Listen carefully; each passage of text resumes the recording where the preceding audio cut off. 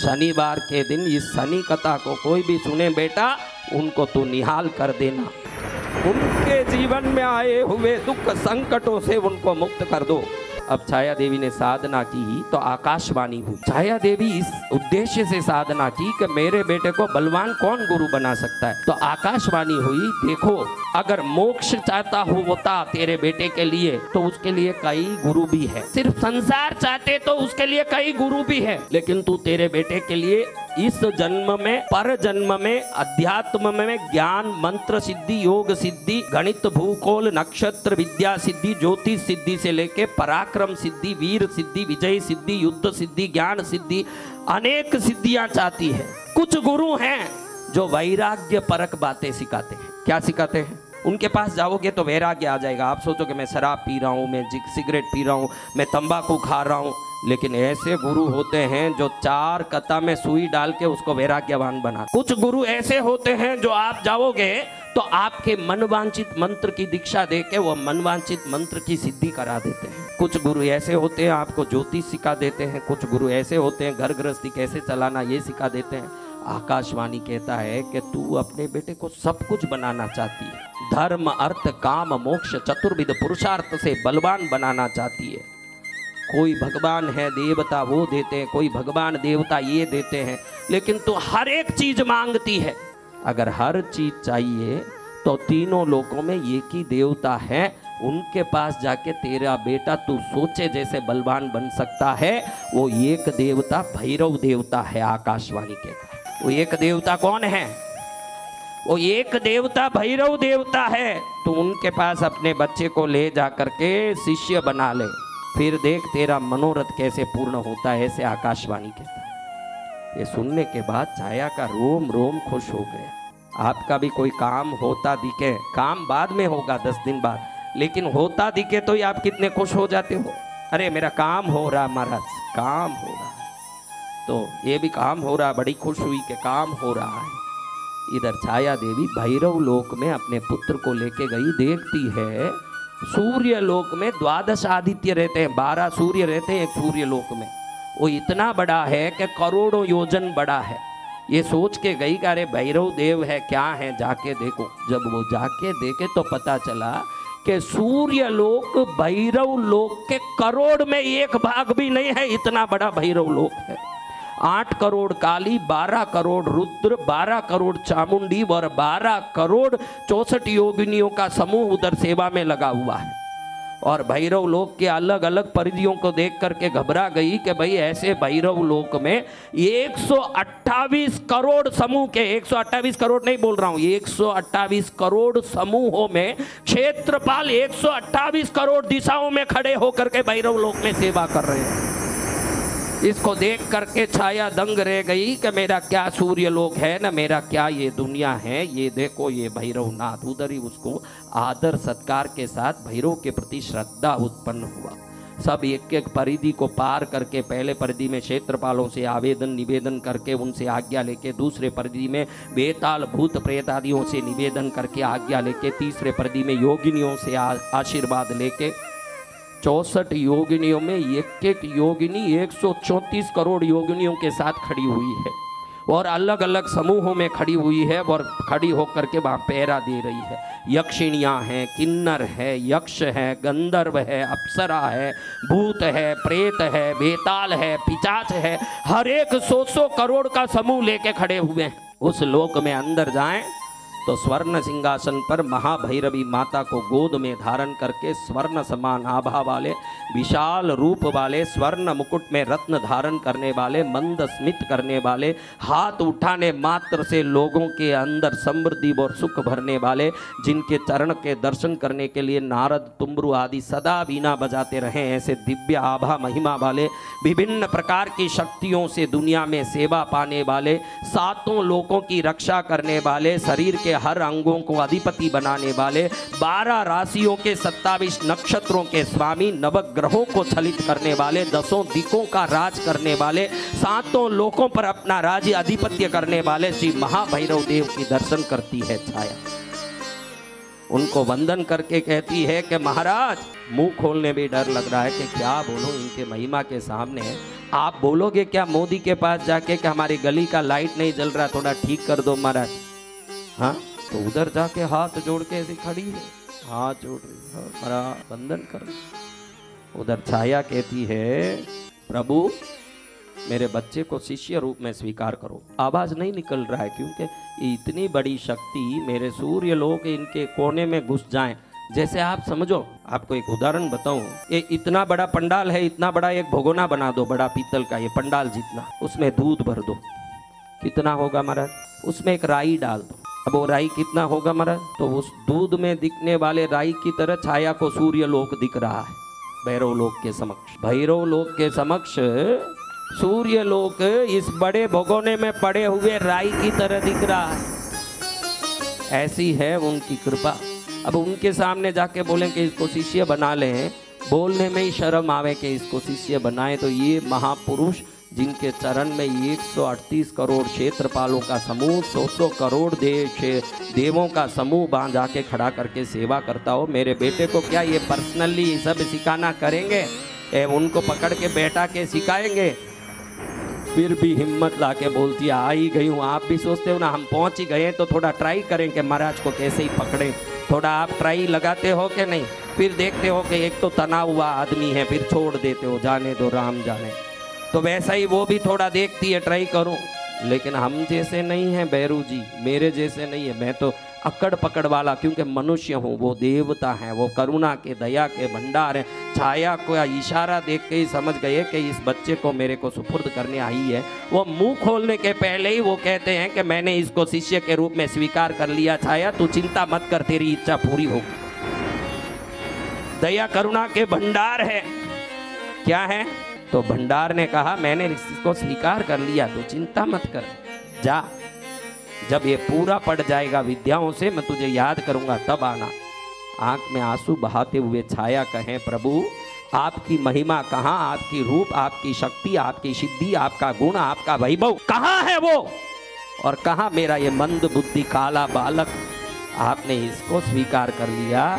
आजकल तो दुकान में एक नौकर रखते हैं तो भी हे देव, अपने दुकान के लायक ये नौकर है क्या देख के रखते हैं। उसको तो खाली उठा के देने का काम, उसमें भी उसकी क्वालिटी, रूप, लक्षण, पढ़ाई सब देखते हैं।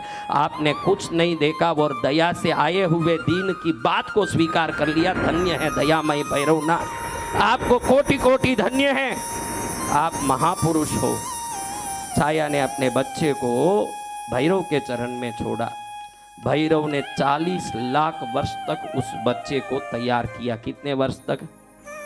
हाँ, ये देव आयु है। 40 लाख वर्ष भी मनुष्य आयु नहीं है, देव आयु में 40 लाख वर्ष।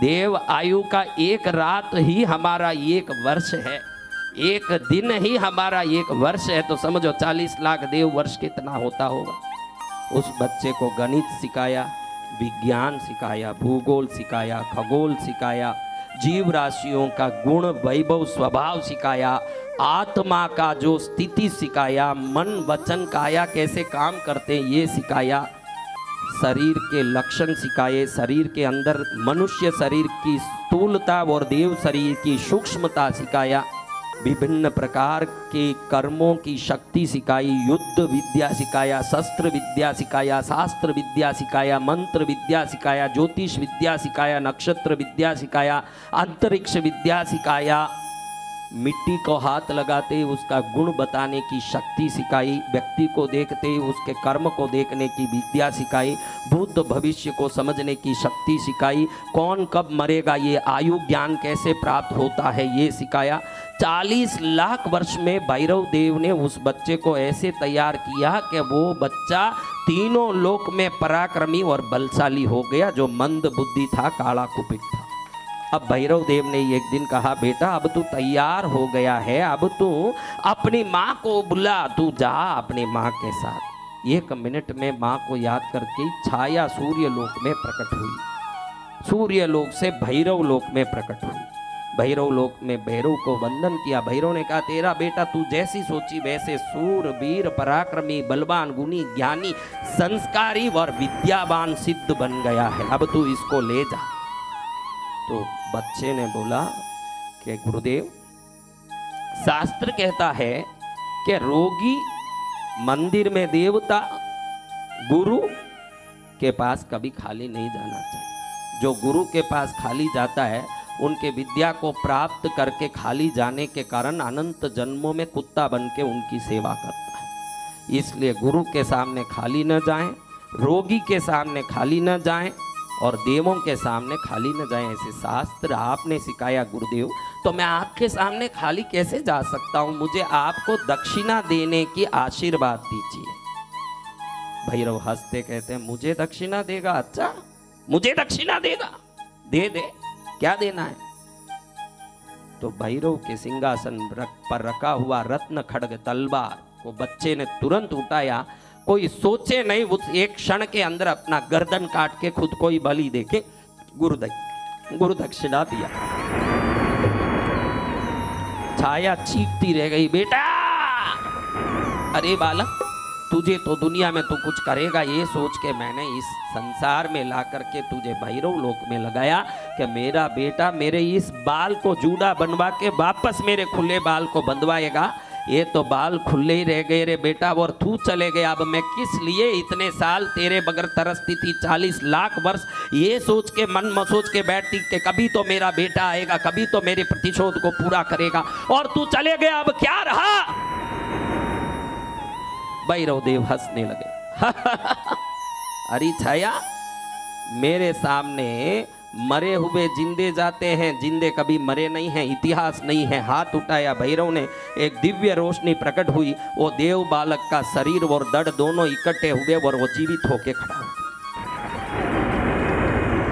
जैसे ही ये बालक खड़ा हुआ, भैरव देव ने बड़ी कृपा से उसको वरदान दिया। अरे, संसार को वरदान देने वाला, संसार को आशीर्वाद देने वाला, मेरे सामने तूने सर्वोत्तम दक्षिणा दी, क्योंकि आत्मसमर्पण से बड़ा दक्षिणा नहीं होता। आप जो भी यहाँ दक्षिणा लाओगे, कमाए हुए में एक अंश लाओगे। खुद को दे देने से बड़ी दक्षिणा, इसी को भक्ति कहते हैं, जो खुद को समर्पित कर दे। तो भैरव देव अति प्रसन्न हो करके उसको वरदान देते हैं कि बालक, तू अपने माँ के लायक तो बना, लेकिन अपने गुरु के लायक तू बन गया। गुरु ने जो नहीं चाहा वो भी तूने समर्पित कर दिया। आत्मसमर्पण से बड़ा समर्पण तीनों लोक में नहीं होता। तो इस बालक को कहा कि तेरा नाम मंद रखा तेरी माँ ने, क्योंकि तू मंद बुद्धि वाला था। लेकिन आज संस्कृत में पराक्रम शब्द का एक शब्द है शनि। आज से मैं तेरा नाम शनि रखता हूँ और मैं भैरव नवग्रहों को चलाता हूँ। अब तक 8 ग्रह ये अंतरिक्ष में चल रहे, मैं तुझे 9वां ग्रह बनाता हूँ। आज से तू ग्रह बन के लोगों के न्याय अन्याय का दंड देगा। तेरी माँ के मन में था कि मेरे बच्चे को देख के दुनिया डरे, स्वयं ब्रह्मा विष्णु डरे तेरे से। ये ताकत तेरे में होगा कि जिस दिन शनि दिख गया तो ब्रह्मा विष्णु भी भागेंगे कि शनि आ गया, मुझे परेशान करेगा। तो तेरी ताकत को दुनिया देखेगी और दुनिया कहेगी कि भैरव की क्या ताकत है, जो शनि को भी ग्रहों में एक बना दिया, शनि को शक्तिशाली बनाया।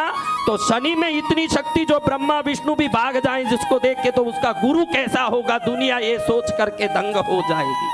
दुनिया में उसकी शक्ति का नाम का डंका बजेगा। बेटा, आज से तू शनि नाम से नवग्रह का 9वां ग्रह बनेगा और तेरी शक्ति से दुनिया चलेगी। मेरे बच्चे, आज से तेरी शक्ति से पूरी दुनिया मेरी पूजा करेगी। मैं तेल का दीपक का पूजा लेता हूँ। आज से तुझे आदेश देता हूँ कि तू तेल की दीपक का ही पूजा लेगा और कोई पूजा नहीं लेगा। मुझे तिल का तेल पसंद है, मेरा शिष्य होने से तू भी तिल का तेल पसंद करेगा। सावधान, मेरी जो पूजा करने वालों को तू अपनी दशा में कभी तकलीफ नहीं देगा। कोई एक बार भी ओम भैरवाय नमः बोल दे, 7.5 की शनि से दुख से तू उसको मुक्त कर देगा। हर प्रकार के दुख संकटों से मुक्त करेगा तू। भैरव देव की कृपा को पाकर के छाया देवी प्रसन्न हुई, सूर्यलोक में अपने बच्चे को ले गई। वहां पराक्रमी शनि देव ने सबको पराजित किया। अपनी माँ ने वापस चूड़ा पहना और वो कहने लगी कि बेटा, ये पराक्रम के लिए मैं तुझ पर प्रसन्न नहीं होती हूँ, तुझे ये पराक्रम सिखाने वाले श्री भैरवनाथ पर प्रसन्न होती हूँ। जो मेरे पति ने नहीं किया वो काम भैरवनाथ ने करके तुझे शक्ति दिया। और तेरा नाम लेने वालों पर नहीं, भैरव के नाम लेने वालों पर तू प्रसन्न होते रहना, क्योंकि तेरे गुरु के कारण आज तू ये बना है। तेरे मरे हुए शरीर को तेरे गुरु ने जीवित किया, तुझे ज्ञान गुण संस्कार के साथ मंत्र विद्या, सिद्ध विद्या, गुण ज्ञान विद्या दिया, उन्होंने तुझे पराक्रमी बना दिया। शनिवार के दिन इस शनि कथा को कोई भी सुने बेटा, उनको तू निहाल कर देना। उनके जीवन में आए हुए दुख संकटों से उनको मुक्त कर दो।